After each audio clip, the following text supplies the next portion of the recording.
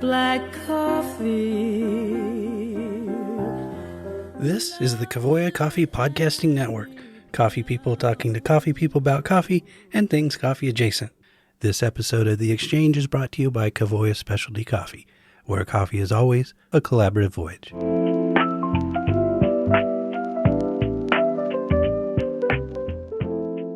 Welcome to episode 47 of The Exchange, hosted by Mark Inman and Todd Mackey.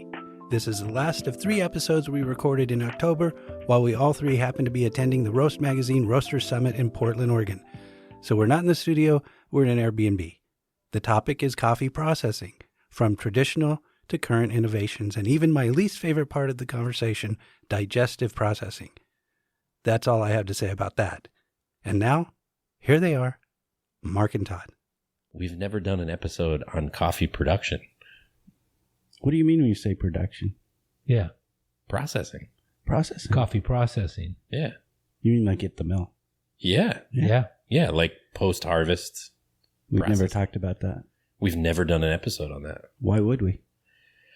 Well, I mean, we've talked pretty comprehensively about all other aspects of coffee. Then we've even had a shocking number of episodes that didn't really talk about anything at all. And then we had a number of episodes where Mark talked about something completely off topic. Where we left the for room. More time than I should than the episodes. And yet no one ever cuts me off. That's no, the I mean, part. you're that good, Mark. That's because we leave the room. Yeah. Put just the mic down. let the tape run. Well, and you there are numerous trends in processing that have come and gone and are, trends that are here for a year, and some are lasting that we really don't address that often. Well, and there is probably some degree to which our strong preference for clean washed coffee. I'm speaking boldly for all 3 of us. This may not be the case, but that's not inherently true. But there is probably a certain degree to which a preference for clean washed coffees keeps the discussion somewhat limited. It's funny though, at this event we are at, the preference is not for clean washed coffees. Most of the speakers that were highlighting a coffee for whatever reason the topic was, it was a natural, it was a anaerobic, it was a co-ferment, and like the washed fermented was kind of like an afterthought. Maybe. And that's the age of the audience here. Potentially. Yeah. Either way, I think it is high time. Mike, you are 100% right. It is high time that we talk about processing. All I'm saying is that there's one ground rule. We have to point out why a roaster would care. Totally. Oh. I mean, processing, why does it happen in the first place? I think the interesting thing that's easy to miss in specialty that I try in the days where I was training people in coffee full time, roasting, cupping, preparation, etc. I tried to remind people that like processing comes from just preparing coffee to be stable and roastable. Right. The practical challenge, and it'd be interesting to be a fly on the wall all the way back, is just to get the seeds out and make them stable. Right. Non-spoilable. So we look at the earliest iterations and you had essentially a binary situation. You had natural coffee and washed coffee. Right. Which I think if we look at like nomenclature, earliest days was just washed and unwashed? Yeah, I believe so. At a certain point, Brazil presented unwashed coffees as natural, but that was sort of a marketing effort, wasn't it? You got me. Yeah. I mean, on the earliest commodity exchanges, it was listed as washed and unwashed. Right. And then at some point, you had natural as a new preferred terminology. I assume it was a marketing push. I mean, think of a la like honeyed coffee in Costa Rica, which was essentially a semi-washed, right? It's a much sexier way to say it. Right. But from there, we have a few other types of processing. How do you want to talk about the silos and then we can get into the... well, I think the original foundation is why should a roaster care? And I believe, in my opinion, a roaster should care because you could take the same coffee and you could process it multiple ways and get wildly different flavor profiles. And from a roaster perspective, you use those flavor profiles in profoundly different ways. Or your blend thinking, if you were to prefer a fruitier espresso versus a brighter floral espresso, that would somewhat dictate the processing method that you would be enamored with. Okay. Yeah. So do you want to default then to the modern current SCA terminology for processing? I just want to say a historical note. You were talking about at one time long ago, there was just washed and unwashed. I think just to throw in a little wrinkle, just to get a little bit of history, I don't know if it's not a third category, but it's a subset within that that would have to have been considered was aged coffee. Oh, right. Yeah. Because, 1922, Euchers wrote about aged coffee as being the best coffee there was. Yeah. And in 1935, he doesn't even mention aged coffee. Really? Yeah. All that section, all those references get cut out of the book. And then when does it come back, though? Because it does... Controlled, yeah. Yeah, I mean, controlled it does aging. come back. I mean, it used to be that's why Java was so popular, because you put it on a boat for months and months and months, and then when you open the windows, they're not called windows on a boat, right? Portholes. So that the so that the sea breeze helps, condition the coffee. It's a mean thing to say, Mike. Yeah. Yeah. No, I mean, you have like monsooned coffee, for example, same idea. Is a counter to India Pale Ale, right? They hopped Pale Ale that was going from England to India so that it was preserved, because the hops are the preservative, right? Right. And the reverse voyage was coffee that would be stored and would take on moisture and swell and, was monsooned coffee coming back to England. I mean, that was the sort of colonial trade relationship. So, yeah. But yeah, the aged coffee, I wonder if there was anything coinciding to that mention around like global surplus or anything. Or even like what you said, it was 22? So it was between... Well, it had been the preferred for probably 50 years. Oh, wow. Yeah. Before, and then sometime between 22 and 35. It coincided with the standardization of the cupping process, and cupping as the number one evaluation apart from visual appearance, which probably I would assume once they were actually, standardizing how they evaluated the taste of coffee, it became clear that high-grown centrals tasted better than seawater. So let me ask you this. This is getting off topic, and this is what I like to do. I guess not off topic. It's on topic. There's been a lot of discussion, which I think we could do in a full episode on, of the original Mocha Java blend. And I'm fascinated by that blend for numerous reasons historically. And many people have written about this, what they believe is the original, when they talk about Mocha Java, where they're talking about and what they're talking about. Yeah. Do you believe aged coffee played a role in the original Mocha Java blend? Yes, out of necessity.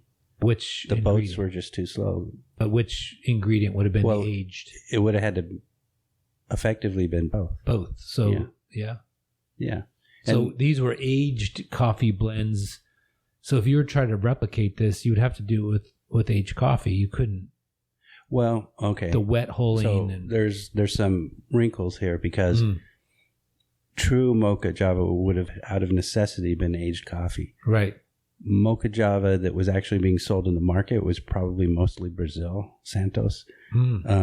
This is why we had the government passing laws about labeling. And that's the sound effect. So the weird thing is that a true Mocha Java, out of necessity, original, going back 150 years, would have, out of necessity, would have had to been aged. But by the time you get 1900, if you were buying a bag or a box of fancy Mocha or true Java or Java, it was, the Java might be true, but the Mocha was definitely, the chances that was actual Mocha from Yemen was slight. Yeah. It was probably from Brazil. It could be an Ethiopian longberry. Yeah. Harar. That's interesting. So can I back up a touch? Of course. Can I ask, the Mocha Java is obviously part of the lore of North American coffee consumption. No, is that it's ubiquitous? European it's all over the world. Yeah. Okay. Yeah. Cool. And many people have written on like trying to replicate the original recipe. And Tom Owen actually at Sweet Maria's brings Brazil Santos into that he believes that's also probably an ingredient you should be looking at if you're trying to replicate that original blend. Well, the people who wrote about it 100 years ago, 125 years ago, that's what they were probably tasting. So yeah. That's fascinating. But the aged coffee, and I want to separate when we talk aged coffee. So the aged coffee that's mostly sold today is aged from 24 to 36 months. That's not what you're talking about age. You're talking about maybe a 12-month or 8-month aged coffee. Yeah. In fact, there was coffee, because the price was so much higher, even after there were steamships, they would still put it on sailboats. Yeah. So that it would take longer. So it's still taking that kind of yellowish brown appearance of a truly aged coffee, but it's not the age that Monsoon Malabars and all of these coffees that you hear about. They're being aged for much longer periods of time. Yeah, these are now held at the origin. Yeah. Well, not necessarily. I could tell you a quick story how I recall the story. Goofed that system up a bit. Yeah, and he also mentions faked aged coffee in 1922, which was big business. So, and how would they fake age it? I don't put remember. it in Houston and just leave it there. Humid doors open. Oh, whoops! They didn't hit it with brown spray paint and just try to give the appearance of aging. I don't remember, but he details it in the 1922 I would love to figure out how they did that. All right, so let's get back to relative to the whole picture. The aged coffee is not a significant. No, I'm sorry to. No, I think it's culturally it's super significant. I think that's awesome. I love hearing about this. I mean, this is an aspect of like processing that I mean, your insight is so cool. I think. Well, you look at like Ralph's Coffee House. Sure, of course. The only blend they sell is the Java and Mocha blend, which is very cool. Well, these are terms that are like interchangeable with coffee, right?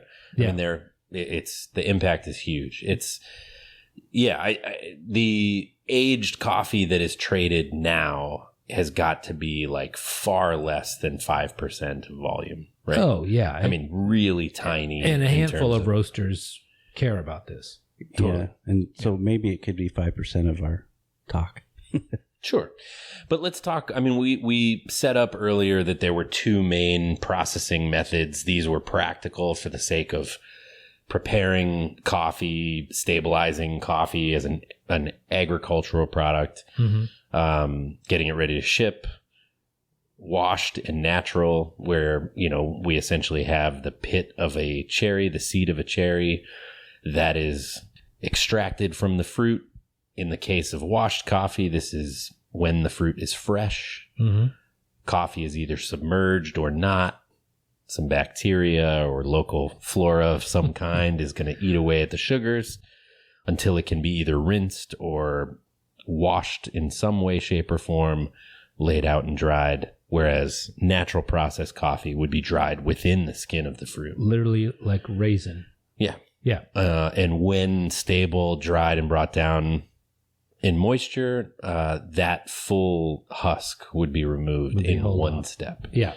At points, I mean, one of the biggest dictators as washed coffee became sort of understood as having a higher value. Mm-hmm. One of the biggest barriers to washing coffee is access to water. So, parts of the world would either have the capacity because of access to fresh water and or the ability to deal with the runoff, which would be hypercharged, so to speak. Or, we started to see a semi-washing process evolve. What is your understanding or insight of when this came onto the scene? I don't know historically. This is a big part of Brazil's process, right?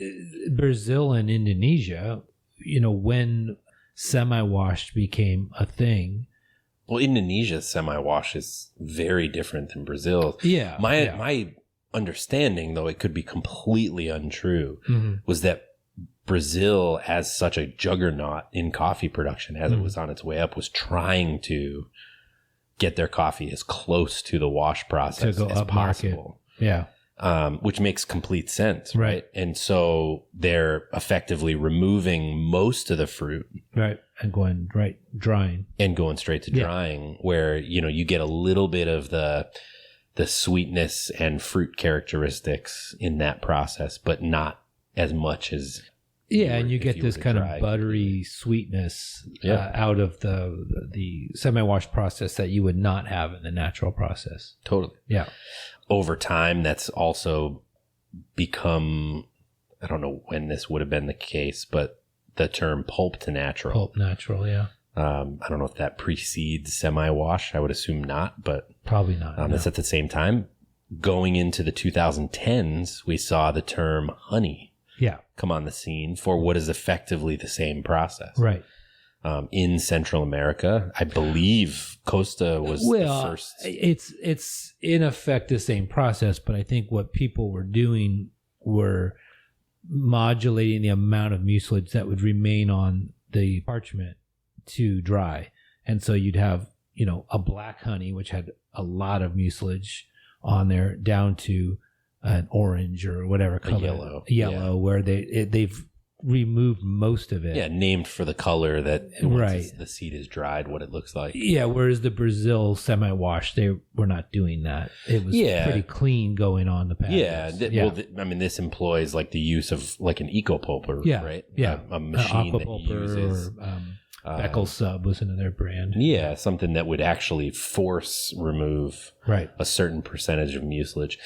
Interestingly, in my travels, one of the biggest dictators of what level of mucilage is left that I saw was, it was not willy-nilly per se, but like a lot of times it's, hey, how is the pulper set? Like what's the variance? Right. And what is the size of the coffee? Sure. So you'd have producers putting coffee through the pulping machine, and just based on how big the seeds happen to be, would actually dictate how much mucilage was left or not. Yeah. And they would call the color like after it dried, right? Which seems to make sense. But obviously the range of characteristics, the stories, and the kind of depth of narrative, not only for, those who are tasting the coffees and trying to find like something that resonates, but to like where your domain is, Mike, in relaying the story of coffees and what makes them interesting. This whole space around processing broke wide open in the 2010s of like, oh, wow, you can have if you like the yellow honey, you could have an orange. Like, oh man, the black honey is really where it's at. Starting to compute or put together blends with various composition around these different things for filter coffee, espresso. It really has become a panoply of options, right? With varying degrees of quality, I would say. Oh, for sure. Yeah. Success rates are arguable, right? Yeah. But yeah, so in the current nomenclature, SCAA prior to the SCA merger put out a new naming convention around these coffees. And I want to say it was fruit dried coffee was the name for natural processed coffee or unwashed. Okay. Pulp dried for the pulp natural. For pulp natural. And then seed dried for the wash fermented, for washed and or wet hulled. Oh, so they were in the same. They were lumped together. I believe so. I'd have to.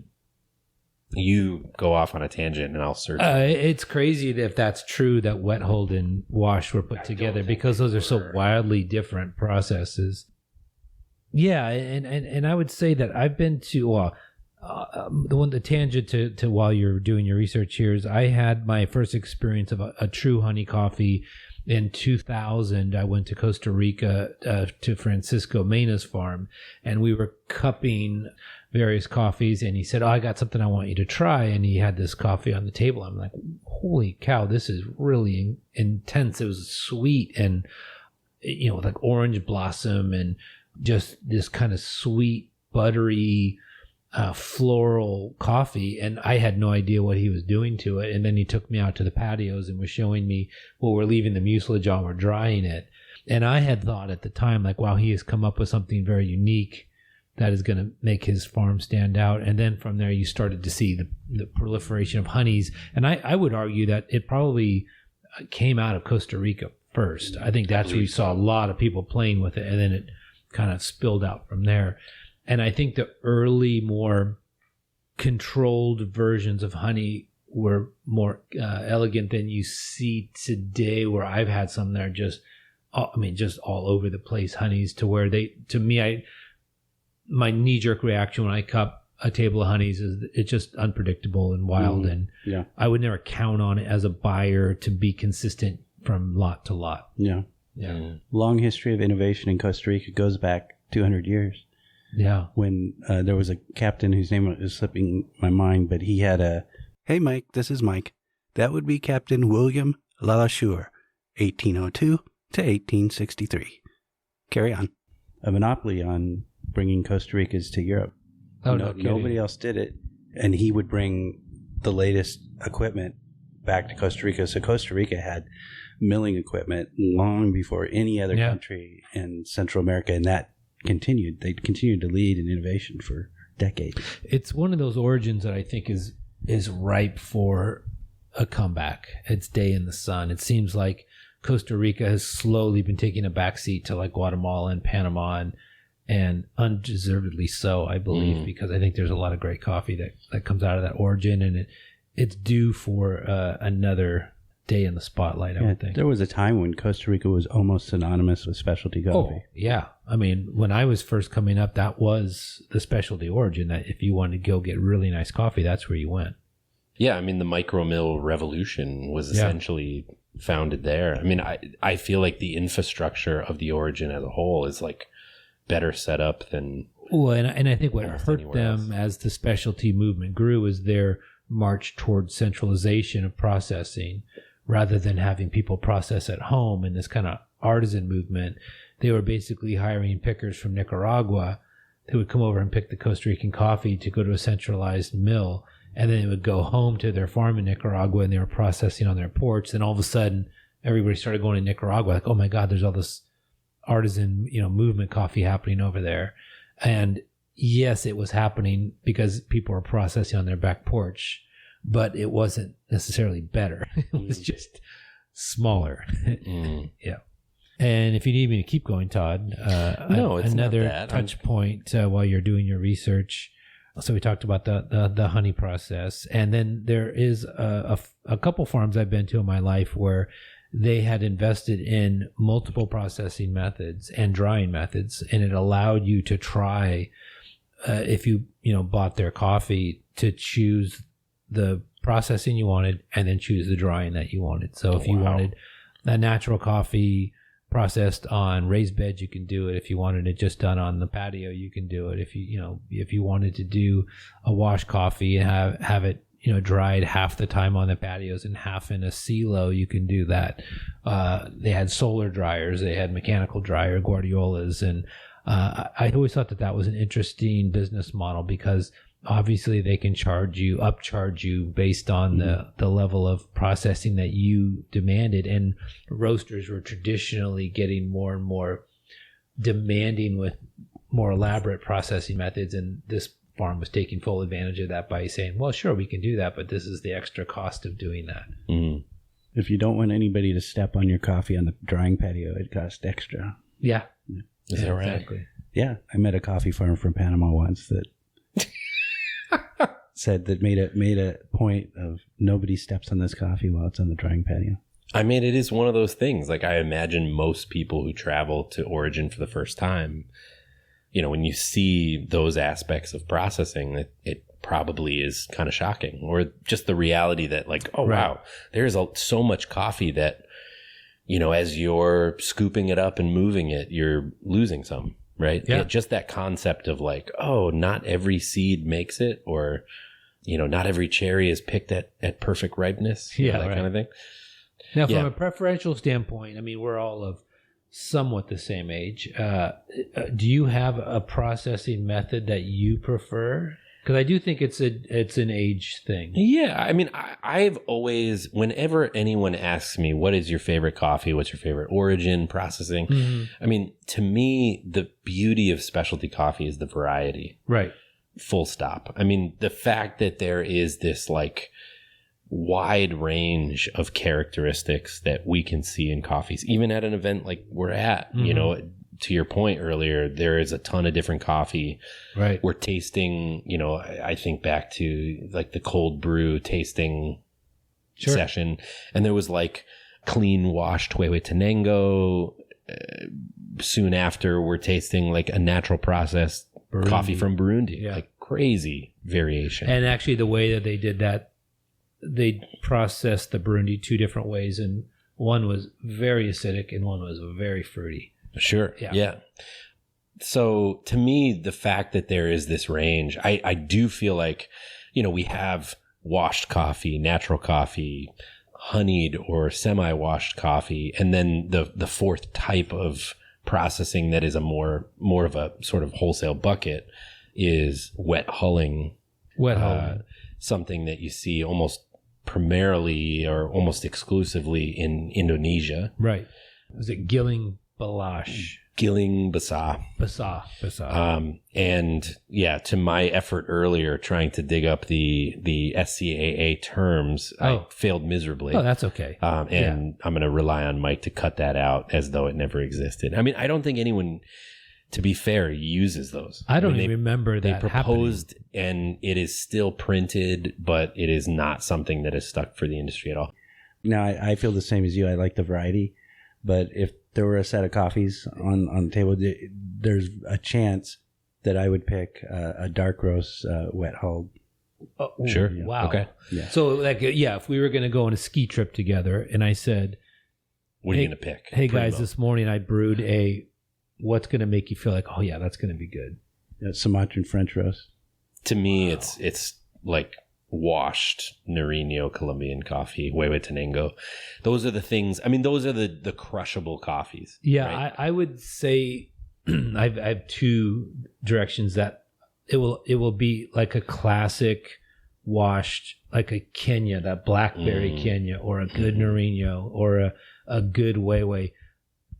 Conversely, the other one that I will never ever walk away from if it's there on the pot is a really good, like that skunky Lintong Sumatra on more of a lighter medium. That flavor is just the greatest flavor. Oh, 100%. The great fruity Lintong is the best. I love that profile. Yeah. In fact, my story with that is like when my daughter, my first oldest, was we were headed into the hospital to have her delivered. Mm-hmm.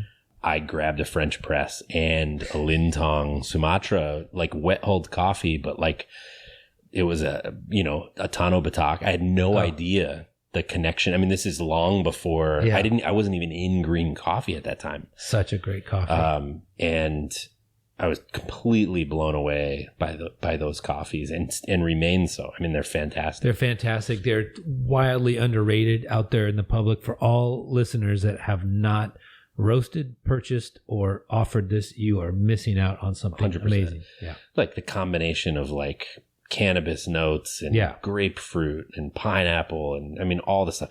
Dark roast, probably the best coffee to dark roast. Yeah. I mean, huge amounts of character and sweetness and acid in a perfectly balanced type of way. But yeah, I mean, to that point, none of us said coffee. Natural. There are some great naturals, but that's not the one that I would need. See, I would think that if I woke up in the morning on our mythical ski trip and Mike said, I just brewed Ethiopian Sidamo natural, I'm going to think this can go either way. It's either going to be a great cup of coffee or a horrible cup of coffee. And this day and age, like the intensity of a lot of naturals has gotten so big. And the preferred light roast profile of like lots and lots of roasters who are investing in these coffees is so light-handed. Yeah, and it like amplifies that. To me, they're lacking a lot of sweetness and missing the balance. Right. And it's not balance, hey, let's mute the taste characteristics. It's let's modulate this together to where it has a full picture, you have sweetness, you have fruit, you have chocolate. Yeah. And obviously a very expressive, very cool coffee. We're missing a description of a wet hold process and why that exists. We got to get back there. Before economics. It's definitely economics. You said economics? Yeah. Say more. Well, Mark can probably describe it better than I can. That's great, but you're on the hook. I mean, it's how fast you can get coffee to market and get paid for it. Yeah. It was a very quick way of doing it. Totally. Yeah. In a place where there's high degree of cloud cover. Right. Very high, like, latent humidity. Very difficult to dry. Probably. Totally. And not any sort of, I mean, historically speaking, not infrastructure to cover drying or use like solar type. Well, they didn't have mechanical dryers. Totally. But what a great, like, for a processing method that was created to address an economic problem, the end result ended up in fantastic flavor profile. The byproduct was actually a superior cup profile in some cases, depending on where that was grown. Mm. Yeah, but you do get some physical damage on the coffee because it's processed. Yeah, the bean physically in an aggressive way, and they get split before it's dried. But I still think it's what you end up getting in some cases is so worth it. Oh, yeah, totally. No, I mean, I do feel like the conversation around natural processed coffee and wet hold coffee as defective inherently that popped up like 10, 15 years ago. Mm-hmm. I could not disagree more. Like, I just think that is such a, like, when you look at something that has these traditions involved for practicality's sake that also impact the character so much and in so many like top tier situations, like in really, really positive ways. Mm-hmm. I feel like it's part of the tradition that, you have to celebrate. Yeah, going back even further, 20 years, the reason we don't have such a thing as certified specialty coffee today is because the Roasters Guild stopped and said, no, by every test that you can put together, in that day, we have different definitions now that would not make this true, but they said any definition that you can construct is going to leave out my beloved Sumatra. Right. And you can't do that. And at the time it was true. Now, after 20 years of reframing and rearticulating, the SCA's moved around that in what I think is a good, positive way. But we still don't have certified specialty coffee. Right. Mm. Right. So those are the main processing methods. Yeah. So now, there are others? Yeah. What has happened since? I mean, now on every excursion to any origin that is producing specialty coffee, right, it's possible to come upon micro mills, farms, centralized washing stations that are doing variations on all of these, and even to the highest extreme, what are now being called co-fermentations or co-ferms, infusions. Well, even beyond those, just yeast and enzymatic coffees. Yeah, coffees that are inoculated and specific yeast being pitched rather than the native flora I wild lovingly referred to earlier. Yep. For the wash process. So one of the ones that pops up very often is anaerobic processed coffee. Mm-hmm. And so what do you want to say about that? Well, I just want to say we need to know where I insert a clip from a Kool-Aid commercial. Oh, yeah. I think right after I say anaerobic coffee, what do you have to say about that? Hey, Kool-Aid! Oh, yeah. I mean, anaerobic coffee in many ways is like making wine or cider. It's, I used to say back in the early 2000s that coffee production is like winemaking of the 1920s because you're relying on wild yeast to do the fermentation. I mean, it's not really fermenting is really what's happening in coffee, but the term we use for fermentation. Well, you're fermenting the sugar on the outside of the coffee. On the outside, but it's more of an enzymatic reaction than it is an actual true fermentation. No, it's a breakdown of the sugar. Yeah. But you're not converting to alcohol. You're not affecting any content of the seed. Right. Right. The seed is you're doing it to the fruit material just to get rid of it. Yeah. Right. So it's like impacting the flavor, but it's not central it's not like a central process to making the final product. Right. It's just functional to get rid of the fruit material. Yeah. And so my comparison back then was that, we're using wild yeast and it can go in any direction. There's it's so unpredictable. It's more like a natural wine. Yeah. Yeah, exactly. And so what if we inoculated it with a certain strain of yeast? Mm-hmm. What would the result be? It would be a controlled fermentation that you can predict the flavor outcome. And usually you would do that in an enclosed environment, which is what they're doing with anaerobics. Yeah, anaerobic being an oxygen-free environment that's a sealed bucket with a gas relief valve on it, and you have fermentation going. And this can take a number of ways you set it up, but in wine it would be in a stainless steel tank, for example, that is doing this. In coffee it's usually a plastic drum with a tight fitting lid and a pressure relief valve, one-way gas valve on it, and they're using various strains of yeast. These are all done by Scott Laboratories, which provides yeast and enzymes to the wine industry, to most industries. They got into coffee probably in the mid 2000s and decided to, this is a new market for them. And so you saw a lot of different, the initial one that I saw was champagne yeast being used a lot in this.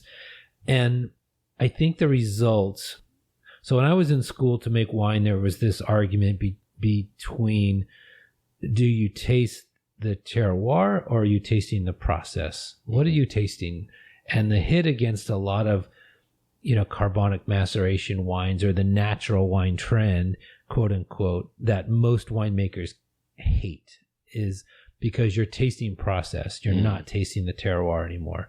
And in coffee, I think that argument is even more relevant, because my experience in tasting all of these anaerobics it's 100% process driven. And you can take a Sumatra, you can take a Panama, you can take a Brazil, and if you do it all the same process with the same anaerobic with the same yeast strain, you're going to have that flavor be the dominant flavor. The terroir is lost on it. And I don't know if that's necessarily a good thing. And I can say from my experience, why I appreciate these coffees on the cupping table, they leave me flat to drink for pleasure.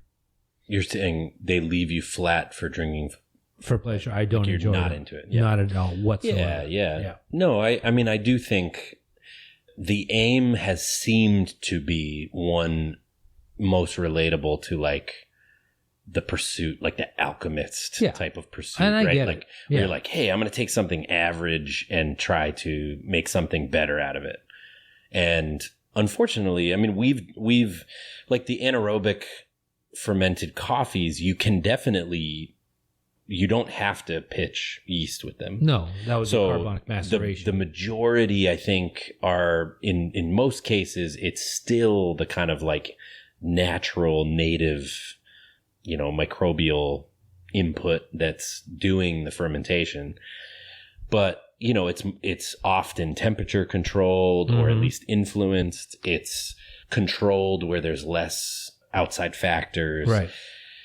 But we've tasted everything over the years, from yeast trials that are done this way to literally isolate and kind of, control, to your point, what the flavor outcomes are. Right. Some of which are trackable and others are, wow, cool, that was a lot of effort for nothing. Right. All the way to, coffees that have some variation of like coffees that are going to be held in tank in an anaerobic way and then dried in the fruit. Right. And there's all these variations in between, but the hardest part is when these coffees just become almost unrecognizable to the ingoing product. Right.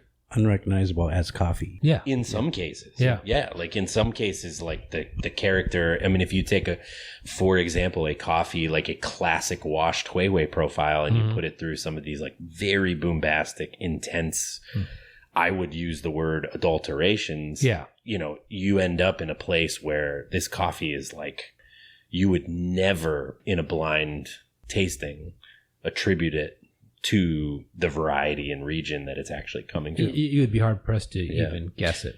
But if this is coffee, bring me tea. If this is tea, bring me coffee. Yeah, right. Totally. So, you have a lot going on there. I do see the allure. I mean, I appreciate the experimentation and the range of flavors that are possible. I think the same type of attraction is there in, what was probably preceding this, where roasters were really willing to, maybe even in a dangerous way, suggest that farmers grow certain varieties, non-native varieties, especially in certain areas. But what's even crazier are these co-fermented coffees or infused coffees, which, essentially are like flavored coffees, but at a prior stage of processing. And it's intensely flavored, not like your hazelnut latte. This is taking it to a whole different level. Yeah. So what I will say...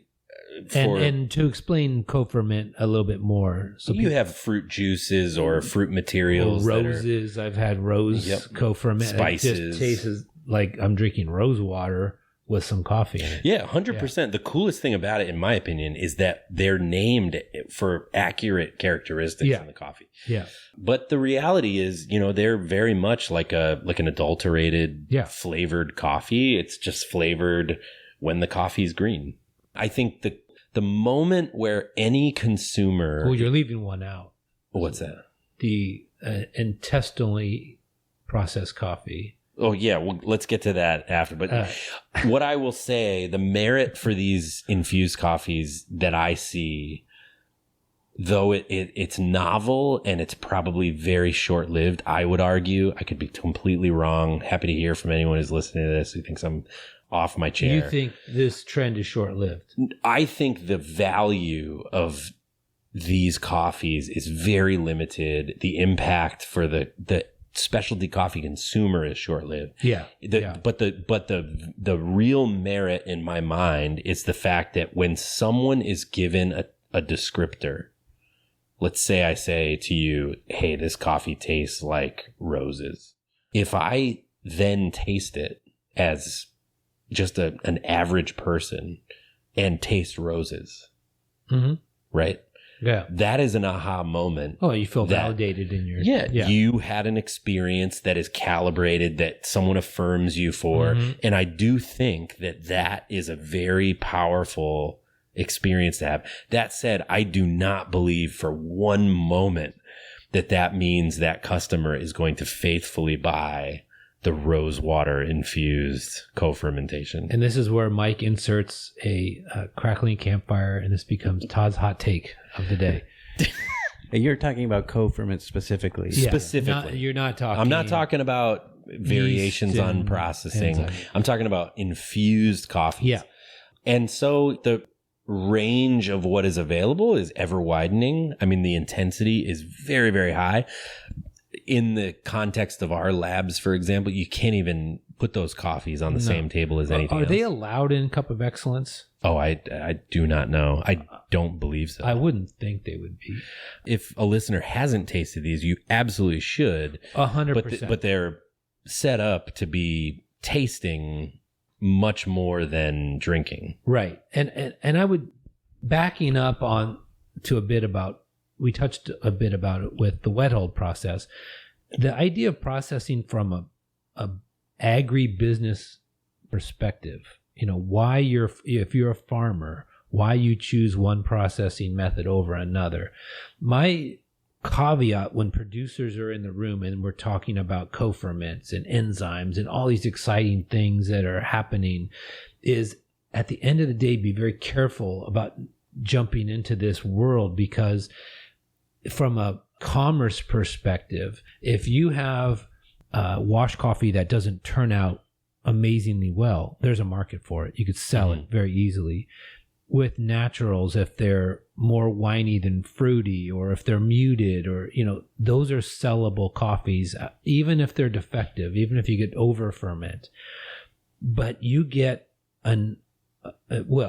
if you spend a lot of money on enzymes, which they're very expensive, by the way, to do these batches, it's a significant cost to the production. But if it doesn't have really any impact, you've just wasted a lot of money when you're trying to sell that coffee. But if it goes in another direction to where it's off, it's virtually unsellable. And so it's an incredibly risky venture for farmers to get into, and I made this mistake when I was younger, but I think roasters and buyers that travel to origin need to be extremely careful about their enthusiasm about these products, because farmers are looking for what are people willing to pay for. And some people are willing to pay higher prices for these products, but A, for how long?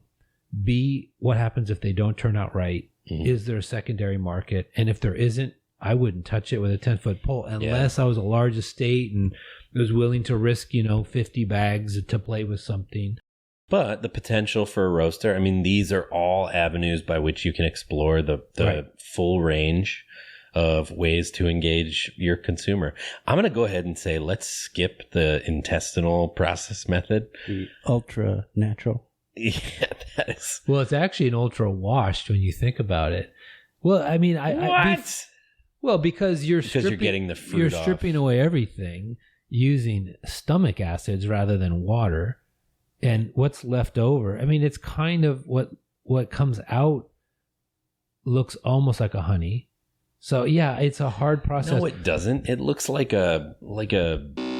Well, when it comes out, so there's multiple methods here, and what we're talking about, dear listener, the initial coffee we're talking about is the Kopi Luwak, which comes from the civet cat. Yeah, but in Brazil, they're using a bird that looks like a small kiwi bird that they process this method using these birds.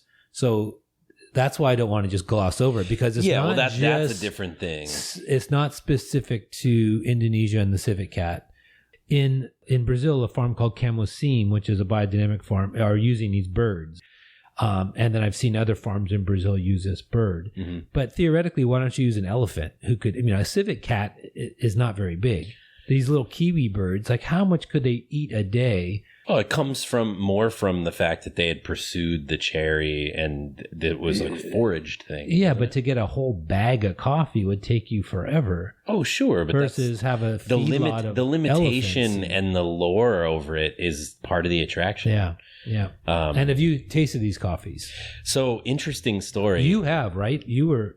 Yeah, long I got my Q grader license in 2010, 2009. Mm-hmm. I can't remember exactly. Okay. But I became a Q grader. Right. And one little used avenue that one can take when you, at this time, became a Q grader was you were actually hired to grade coffees. Right. So that was the original intent. Yeah. Coffees were submitted to CQI and they would put a call out. Hey, we have, you were hired to grade physically. Like one person did the green grade and 3 people cupped. Like a nine-bot trader. Yeah, you didn't know who it was. It would put together and they would release a report to whoever submitted the coffee. So I became a Q grader. Within a week, I received an email from CQI. Hey, Q graders, we have a sample. The first 3 people who raise their hand, so to speak, or put in will be contacted and were we'll they send paying you to do this? Oh yeah. Okay. Yeah. No, you were paid per sample that you roasted and cupped, and you were paid for the green grade.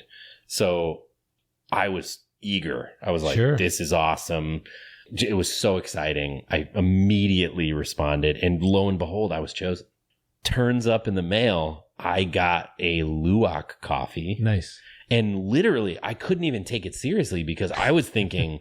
Someone's playing a joke. I thought Rob was playing a joke because I had never been through the process. So I 100% thought that Rob was just like fooling with me, because when it arrived, it was like brown, like dark brown, not aged brown. The green grade was unregisterable. I mean, there were hundreds. I think I literally had. How could you even grade it? You couldn't, but it was a Indonesian coffee to begin with, and was so damaged. There were, if I remember the number correctly, I put in 252 instances of broken beans in the 300 gram sample. And that was, they're chewing them. Literally, yeah. It's just shards of beans. And then I roasted it and cupped it. And it was vile. Yeah, it was vile. But yeah, that was the first sample that I was given by CQI to cup for specialty coffee. I would have assumed that was a joke. I thought it was, but then I literally confronted Rob about it. And he's like, what are you talking about? I didn't even know. Now, you and I tasted this. Ted Lingle got a sample. Yeah. Yeah, and that's where I had my first experience with it. Just so you guys know, any reference, direct or indirect of any type will be deleted from the episode. So I don't think we've used that term. Yeah. We've been very careful to dance around. Any analogies, anything that might cause somebody in their mind to picture poop. Yes.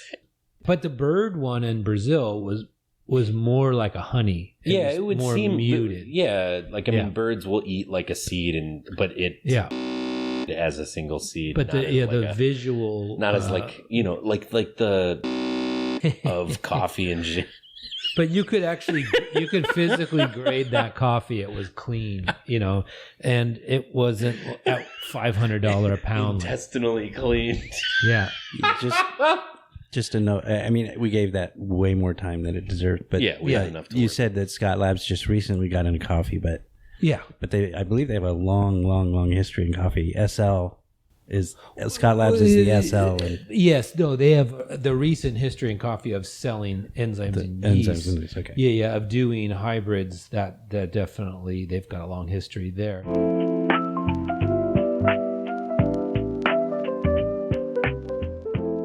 You've been listening to the Exchange Coffee Podcast, hosted by Mark Inman and Todd Mackey and produced by me, Mike Ferguson.